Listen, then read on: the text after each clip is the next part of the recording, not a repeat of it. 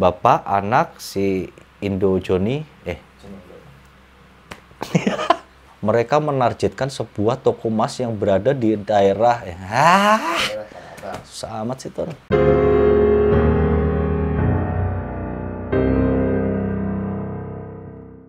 Hello guys, welcome to my channel. Gimana kabar kalian semua? Sehat? Sip, mantap.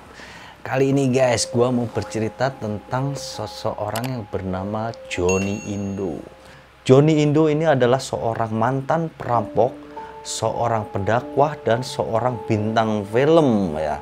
Nama dia sangat terkenal pada era dia melakukan aksi perampokannya sekitar tahun 70-an. Kita mulai dari awal kehidupan Johnny Indo dulu nih.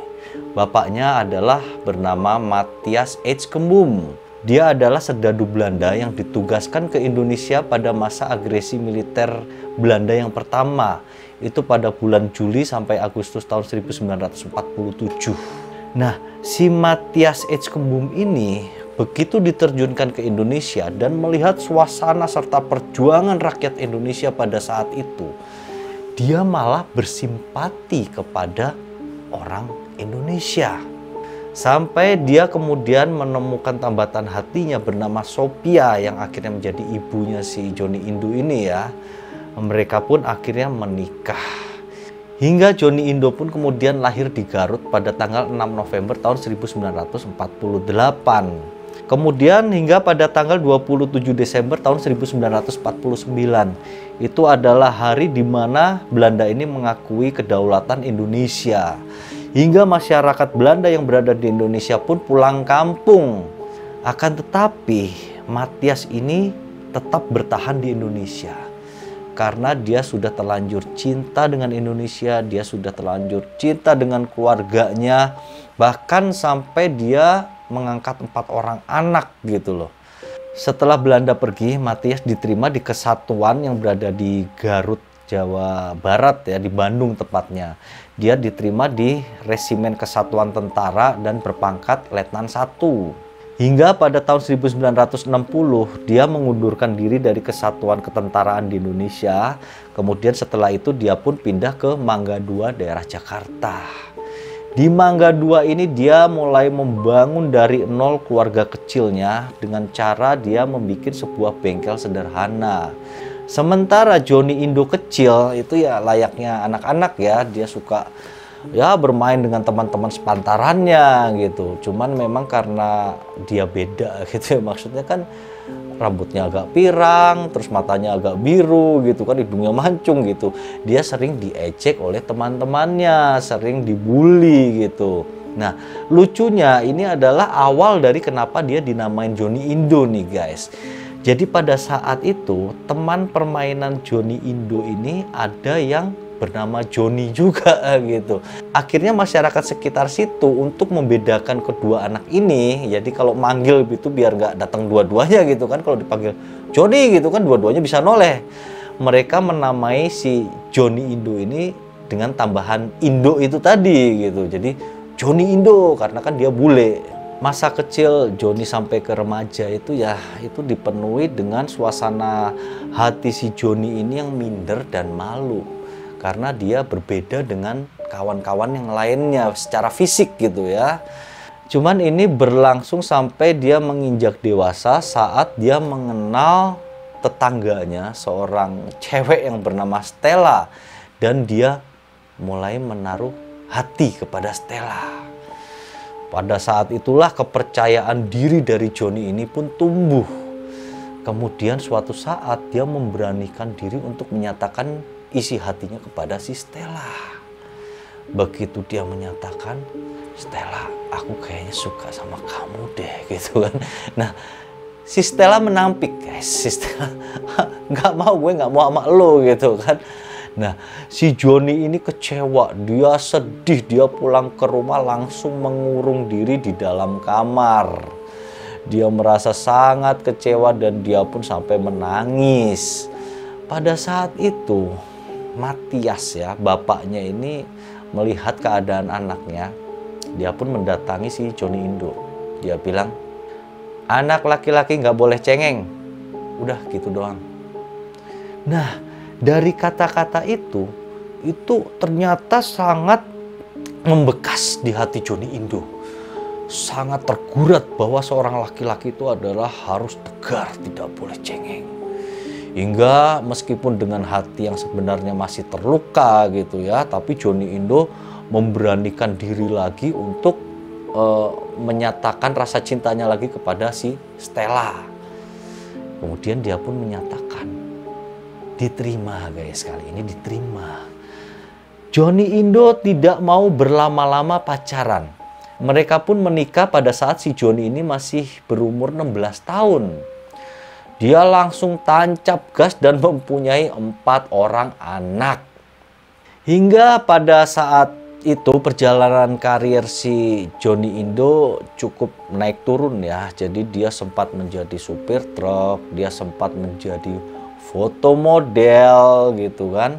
Sempat bermacam profesi lah, jadi montir juga pernah gitu.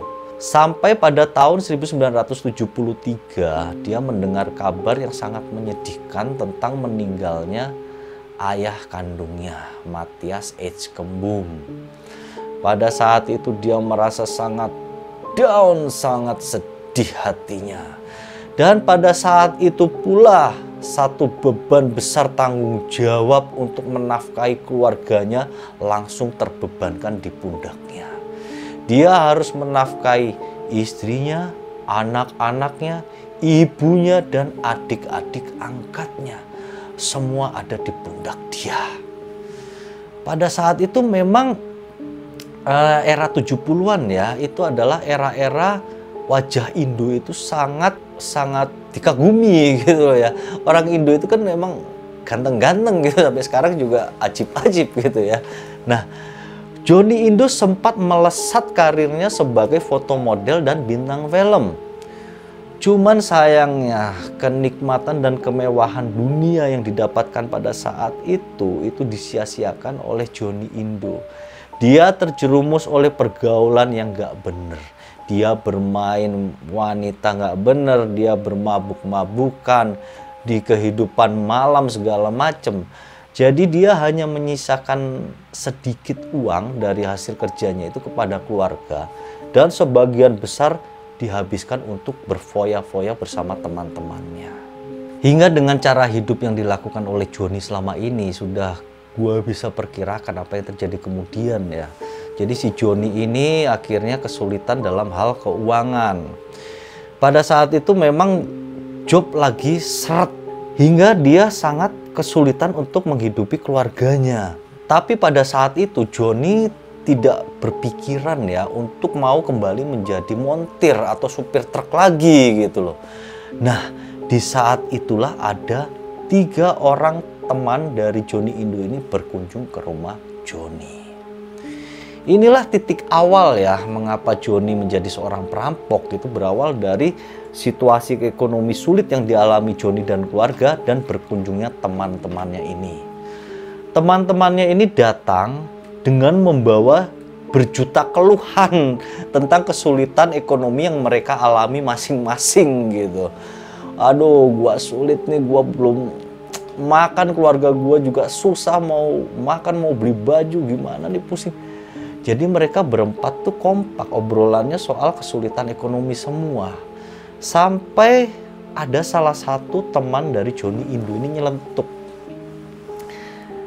Guys, gimana kalau kita ngerampok aja?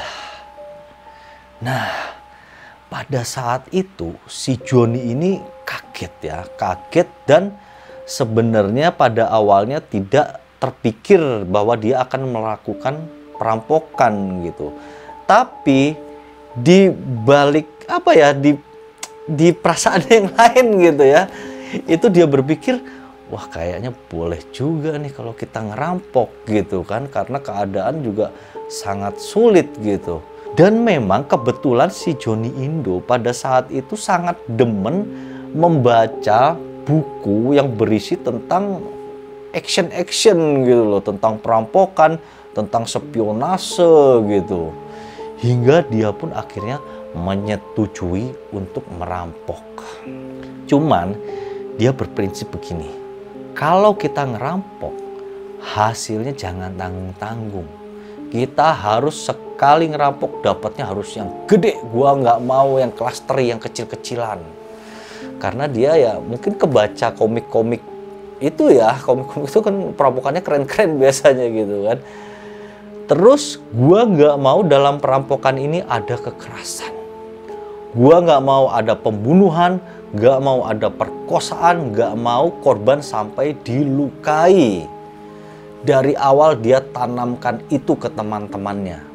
Kalau kalian sampai melanggar aturan ini, aku sendiri yang akan menghajar kalian. Jadi memang teman-teman Johnny Indo yang datang itu adalah anggota geng dari geng yang dibentuk ya oleh Johnny Indo bernama Pachinko. Pachinko itu singkatan dari pasukan Cina Kota gitu. Kenapa disebut Pachinko? Karena anggotanya jumlahnya kan 13 ya. Dan lebih dari setengah anggotanya itu adalah etnis Tionghoa gitu. Dan mereka pada saat itu mengalami kehidupan yang sangat keras semua. Makanya begitu ada ide merampok sepertinya mereka sudah siap lahir batin gitu ya. Setelah itu Johnny pun langsung mempersiapkan strategi untuk melakukan aksi perampokannya yang pertama. Dia mempersiapkan senjata, pistol ya. Dan dia pun menyewa sebuah sedan.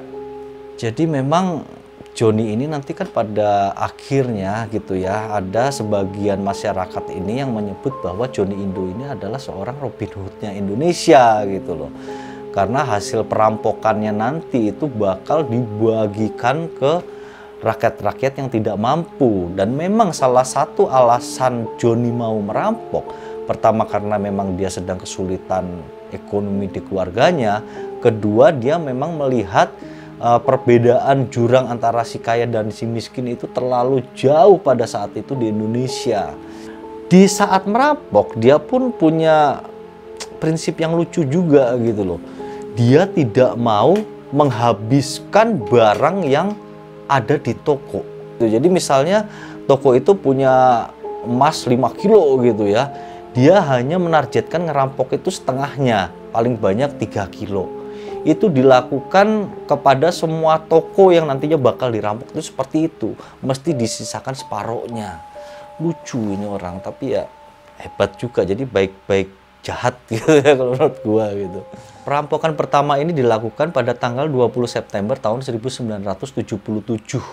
Mereka menargetkan sebuah toko emas yang berada di daerah Tanah Abang. Jadi ceritanya mereka langsung berhenti di depan toko. Set! Langsung turun mereka ini berempat, langsung nggak lama-lama menodongkan senjata ke para penjaga toko. Perampokan pun berjalan sangat mulus. Saat itu Johnny Indo and the Gang ini berhasil mendapatkan 2 kg emas murni. Setelah perampokan yang berhasil dengan sukses ini ya, akhirnya geng dari Johnny Indo ini semakin percaya diri. Mereka pun langsung melakukan aksi-aksi selanjutnya. Ada di daerah Sawah Besar, ada di daerah Roxy. Dan jarahannya itu ya seperti itu, setengah dari apa yang ada di toko gitu loh. Tapi memang benar juga ya, si Johnny ini layak kita sebut sebagai Robin Hood Indonesia gitu. Karena sebagian besar dari hasil rampokannya itu disumbangkan kepada masyarakat yang kurang mampu pada saat itu. Sedangkan sisanya itu dibagikan kepada mereka berempat dan ke keluarga Johnny Indo ini. Aksi perampokan Johnny Indo ini dilakukan sekitar periode tahun 1977 sampai tahun 1979. Dia beberapa kali membuat kalang kabut kepolisian Indonesia. Hampir ditangkap, lolos, sampai akhirnya nama Johnny Indo ini cukup terkenal dan tenar pada saat itu. Dan Johnny Indo ini merasa bangga dengan prestasinya tersebut. Tapi di balik rasa bangganya ini ada perasaan khawatir, perasaan tidak tenang akan ketahuan gitu ya, sampai dia akhirnya menjadi agak sensitif kepada keluarganya gitu. Seperti contohnya misalnya istrinya habis pergi dari mana, begitu pulang langsung ditanya, ada yang ngikutin kamu nggak, ada yang ngeliatin kamu terus nggak? Jadi ketakutan sendiri gitu sepanjang hidupnya gitu terus. Cuman istrinya nganggep waktu itu ini Joni perhatian banget nih, tambah tua tambah cinta sama gua. Mungkin gitu ya, karena istrinya nggak tahu bahwa Joni Indo itu adalah seorang perampok besar yang selama ini dicari-cari oleh kepolisian. Hingga pada tanggal 18 April tahun 1979, itulah hari dimana akhirnya Stella ini mengetahui siapa suaminya sebenarnya.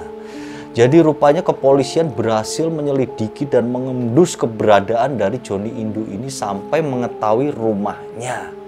Polisi menanyai istrinya sampai istrinya bengong-bengong gitu kan. Mereka bilang bahwa suaminya ini adalah seorang perampok yang dicari-cari selama ini gitu. Hingga waktu berlalu sampai tanggal 26 April tahun 1979.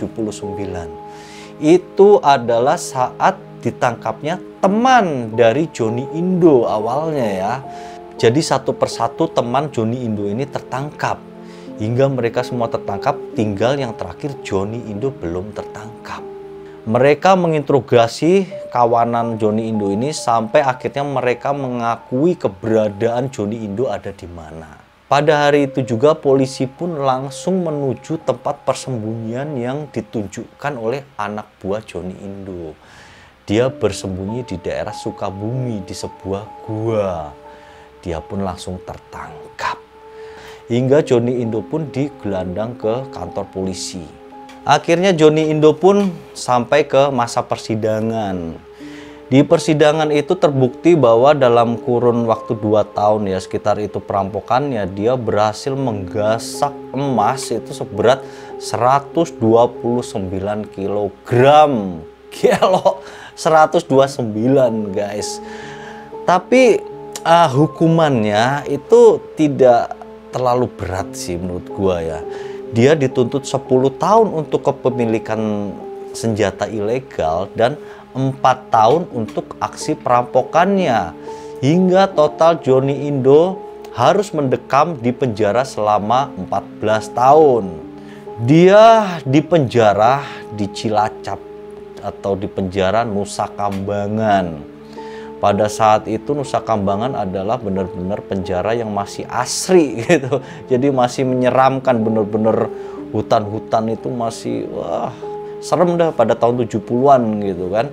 Nah, di penjara ini Joni Indo amat sangat merasa sedih. Dia memikirkan bagaimana dengan kehidupan anak dan istrinya dan ibunya dan adiknya gitu. Banyak banget sih tanggungan dia. Jadi setelah dia meringkuk di penjara ini, dia benar-benar sangat sedih dan keluarga itu ancur-ancuran dah. Si Stella ini sering berkunjung ya ke Joni Indo ini di lapas Nusa Kambangan. Jadi mereka sering saling menguatkan gitu ya. Joni Indo bilang ke istrinya, udahlah kita bertahan dulu, kita harus keluar dari kesulitan ini dan kita pasti bisa gitu. Sampai pada saat Joni Indo ini mencapai titik di mana dia sudah sangat kangen kepada istri dan anaknya. Dia mulai berpikir untuk melarikan diri dari penjara Nusa Kambangan.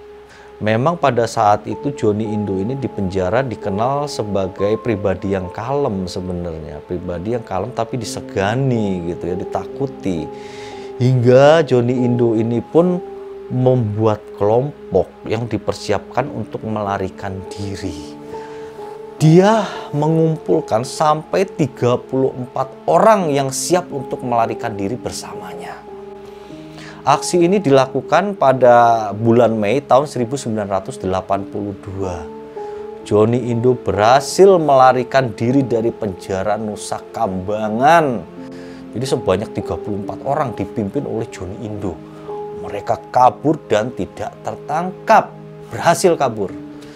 Jadi seperti kita ketahui bahwa penjara Nusa Kambangan ini kan terletak di sebuah pulau yang diliputi oleh lautan gitu loh sekitarnya gitu. Jadi meskipun dia ini bisa kabur, jadi tetap ada halangan laut gitu kan. Jadi untuk menyeberangi juga sulit kalau nggak ada perahu.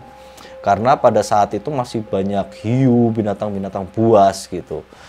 Joni Indo sempat tidak tertangkap selama 12 hari ya. Jadi ternyata selama 12 hari itu Joni Indo dan kawan-kawan ini masih berada di sekitaran penjara sebenarnya. Mereka masih berada di daerah Nusa Kambangan dan bertahan hidup dengan makan binatang apapun yang ditemui gitu. Ada ular makan, ada tupai musang atau apa gitu makan. Hal tersebut berlangsung selama 12 hari sampai akhirnya pihak sipir ya atau polisian penjara ini berhasil menemukan persembunyian mereka. Pada saat itu hal yang terjadi adalah si Joni Indo ini berlaku cerdik dengan cara dia langsung menyerah. Karena pada saat itu kepolisian langsung menodongkan senjata. Sedangkan sebagian besar yang lain itu pada lari tunggang langgang.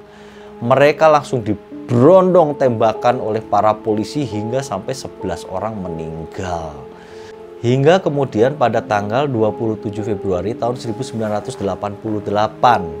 Joni Indo mengakhiri masa penjaranya gitu ya, hingga ia akhirnya bebas. Selepas keluar dari penjara, dia langsung mendapatkan beberapa tawaran untuk bermain film. Jadi hokinya bagus sih sebenarnya nih, Pak Joni ini ya. Dia membintangi beberapa film sampai kemudian dia pun mendalami hal yang religius. Dia menjadi seorang mu'alaf dan merubah namanya menjadi Umar Billah. Jadi pada saat itu Pak Joni Indo ini ya, dia itu aktif untuk berdakwah. Jadi bisa disebut menjadi seorang dai. Bahkan dia sampai tanpa pamrih untuk berdakwah dari kampung ke kampung. Dan itu dia tempuh dengan jalan kaki juga dia jalani gitu. Jadi luar biasa juga. Perjalanan hidup dari Joni Indo ini naik turunnya itu cukup ekstrim gitu ya. Dari yang keluarga sedang-sedang saja tiba-tiba jadi perampok kaya raya, tiba-tiba jadi hancur setelah dipenjara, sekarang jadi pendakwah gitu loh. Jadi namanya kehidupan itu benar-benar seperti roda ya guys ya, naik turun, kadang di atas, kadang di bawah, kadang enak, kadang susah gitu.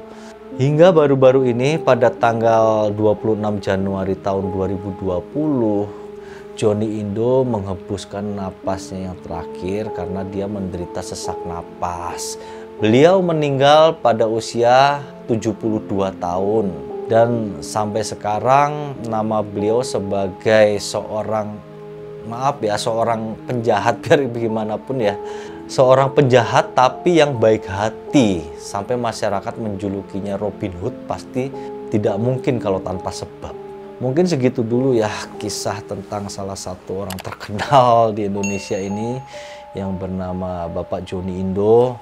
Saya mendoakan semoga beliau diterima di sisinya dan segala pahalanya juga diterima, kebaikan-kebaikannya hingga dapat masuk surga. Amin. Untuk keluarga Bapak Joni Indo, saya minta maaf apabila ada kata-kata atau informasi yang saya sampaikan ini ada yang salah gitu. Kami boleh dikoreksi. Terima kasih atas perhatian kalian semua. Thank you and see you.